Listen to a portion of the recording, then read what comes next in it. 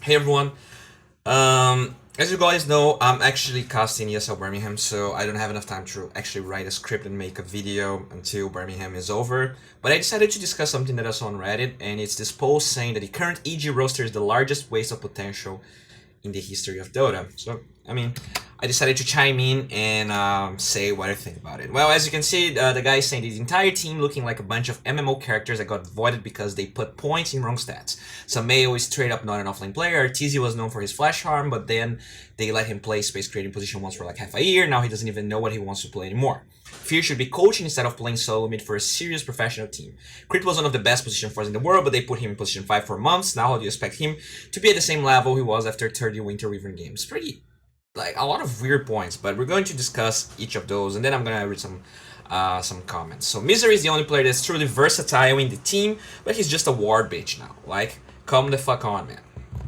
Alright, so I guess first we have to address the title of the post. I feel like a lot of people, they don't really, and don't get me wrong, NA viewers that are watching this, I feel like a lot of people, they don't realize how, like, how hard and how strong the Dota scene in the entire world is. It's like, yes, Arteezy is an amazing player. Yes, Sumeo is an awesome player. But even when you have all that talent, that raw talent in your team, that doesn't mean that your team's gonna be top tier. And a lot of the times you can have less raw talent, but with more like teamwork, you can just make things work.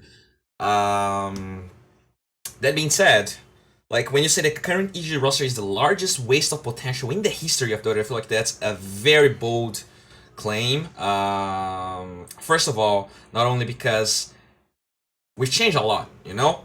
You could say that DK was maybe a disappointment when it comes to raw talent, but they ended up getting like third place at TI when they played. At that time, though, I feel like there was way less competition than there is now. There was way less meta shifts. It was way more stale, and there's a lot more. There's like more stuff that you need to be good at in this period of time than before. So even comparing that seems a little bit far-fetched in my opinion. And I know, I'm not even sure if this is like a shit post or not. I'm not sure how serious the guy is, but a lot of people are taking it seriously, so that's why I'm doing it too. So he's saying that Sumeo is straight up not an offlane player. Like, what is an offlane player? The idea of what an offlane player has to do changed over time. And also, I mean, he's been doing great in the offlane. I feel like, yes, you know, criticize some of his performances. What I feel about EG though is that Sumeo, like, in order to allow Enable to shine in the offlane, you sometimes you have to use more resources than other players do, and whether that means Sumeo is not an offlane player or not, it has to be seen. Like, I'm not sure I have a straight up opinion about that, but I feel like this, like, Sumeo is straight up not an offlane player. I disagree. What is even an offlane player nowadays? You're playing DP in the safe lane, in the mid lane, in the offlane. It's all about getting the right lanes. It's not necessarily about being the best offlane player. Like S4 was considered to be one of the best offlane players, and he's playing mid sometimes. Sometimes he's in the safe lane. It's all over the place. Having that versatility is also something that like actually enables some teams. So saying that someone is not an offlane player is not even like, I don't even know what he means. Arteezy was known for his flash farm, but then they let him play Space Crazy in position once for like half a year. Now he doesn't even know what he plays anymore. Now that can be argued. I feel like, especially during the last TI, Arteezy, he was playing weird heroes. He was not really being enabled as much as possible, and that kind of came because Sumeo was the player that they were trying to enable the best, and it didn't really work out. And it looks like they have too many people that want to have a good game. Like Kuroki himself said, not everyone can have a good game, and I'm not sure EG really takes that to heart when it comes to some games. Like Arteezy, I feel like Arteezy taking the role as the player that got the, you know, the worst lanes, that kind of that felt better when Sumei was playing mid and Arteezy was like just the guy that got sacked. But a lot of people didn't really like Fear playing the support position, and then Universe was playing off lane. It was a pretty different scenario. Like, And nowadays, I feel like when you have Fear, Sumail, and Arteezy, you can't really sack any of those players, or none of those players want to be sacked at the moment, which kind of ends up on what we see. But he ends up saying that Fear should be coached instead of playing mid for a serious professional team. Why? Was he a good coach? I guess he was, but I don't like. Down below, there's a comment saying that Fear, he's kind of like no one really wants to criticize Fear just because Sumail and Arteezy, they have way more haters, and I agree with the fact that they have more haters. But I wouldn't say Fear's performance was that bad. Like he played Medusa twice at Katowice. I'm sorry, at Birmingham. And I don't remember the other hero he played, but he was having an okay game. I would say that their draft was wonkier than the performance of many of the other players. And I mean, I was casting, so I didn't really have the time to analyze much of their drafting, but it felt weird sometimes.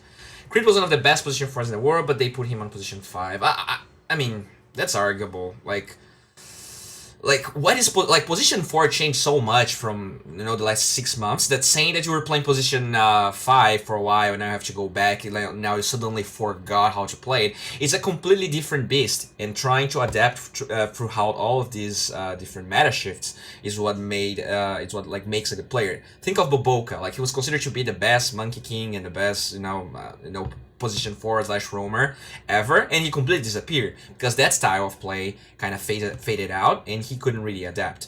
So saying that like he was the best position 4 in the world is not saying much, because the style changed a lot and only the best of the best remained considered like one of the best players. And you could say like GH is one of those players. You could say that maybe I mean, Roger, he's kind of too new to say that, but GH or even I would say Jax still pretty decent position 4. You can't really forget about like, that's not even a point, but I feel like, I mean, what is he even talking about Winter Wyvern? I don't know. I feel that the problem here is that people, they just, and when I say people, I say NA fans, they just regard their North America too highly and they just forget about everyone else.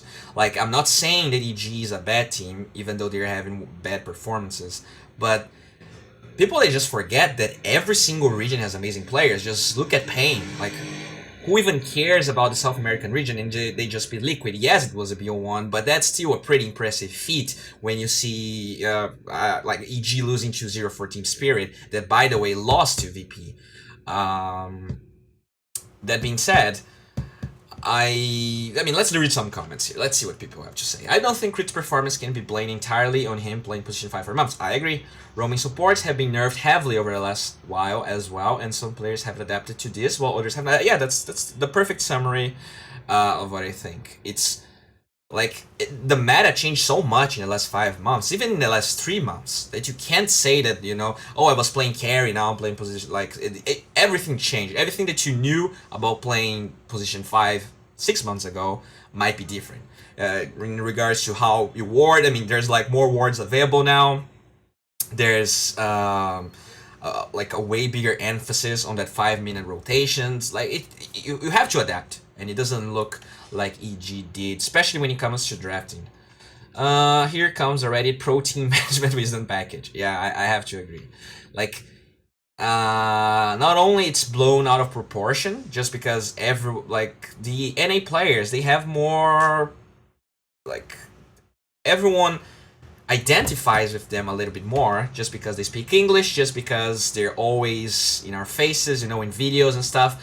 And that's kind of like a self-sustaining thing where everyone just wants to hear about Sumail and Arteezy and all the same players. And because of that, they kind of end up in this pedestal that maybe they deserve, but that pedestal is also in the same height of a lot of different people that no one really cares about. So when they lose to, like, say, Team Spirit or Fnatic, that, by the way, is a very underrated team, everyone's like, oh no, EG is awful because Eternal Wenvy was on a team that beat Arteezy, So, EG is the new TA6 team secret. Um, maybe I can see the point. Like a lot of it's not even overrated players, but what's the word? Like I guess it's overrated in the sense of the public, not necessarily everyone else.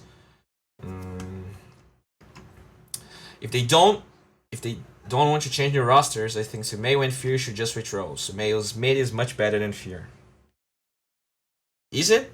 Because they were actually struggling. The reason that they switched roles is the fact that Sumeio was underperforming in the mid lane. I feel like a lot of people's opinions they're kind of based on this past performance. Like it felt like when they won TI, Sumeio was like one tier above everyone else. And when you have that player, everything is just easier. You know, you can make more mistakes, you can have weirder drafts because you have this player that he's literally above everyone else. And now Sumeio, if we're saying mid lane, he's probably in the same tier as some of the best, or maybe half a tier below. And it just changes everything because you can't get away with smaller mistakes. And I'm not even sure if that's really the problem. I feel like, and that's just my opinion, I feel like EG, they do not have a player that wants to, like, Fear sometimes has that role, you know, he's like playing DP in the offlane with no help, or he's playing like Lycan in the offlane. But even he has to be enabled in a way. He has to get some items. He's not that type of player that will constantly go for high risk, for high reward, high risk plays, which means that someone else has to pull some weight, and usually it's their supports. And this is why I feel like Crate a lot of the times doesn't really look good when playing for EG. And now you have like Misery being the ward bitch, which is pretty much what position 5 is nowadays, since you have like more wards and you want to have like more map control around the area so everyone can farm and everyone can like get stacks and not get ganked. EG's vision game sucks. Watch every game they get steamrolled. Look at their vision, now the enemies. Look at how many wards are in EG's pockets, well dead.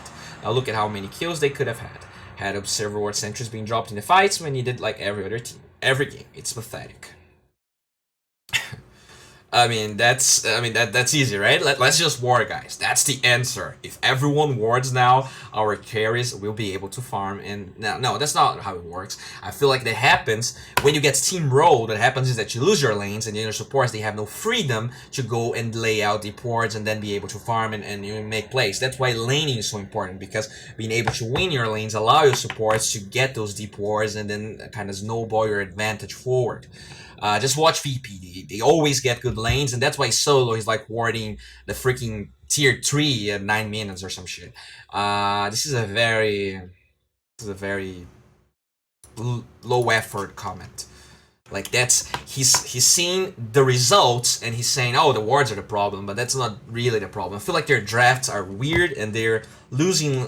Maybe they're losing lanes like that they shouldn't be losing, but a lot of the times they have super bad lanes. Like when they were playing Spectre versus Axe, like how the hell did AG felt like that's gonna work? Not only you playing Spectre versus a counter, they knew that Slark was available. They picked Spectre versus Axe. It's like, dude, do you really expect to win this game? Or at least the lanes. I assure it's their roster and not their drafting and in-game leadership. They're all very skilled and versatile players, even if you're at his age. I agree. They just need another PPD-like leader. I thought Misery would be the answer, but I guess it isn't.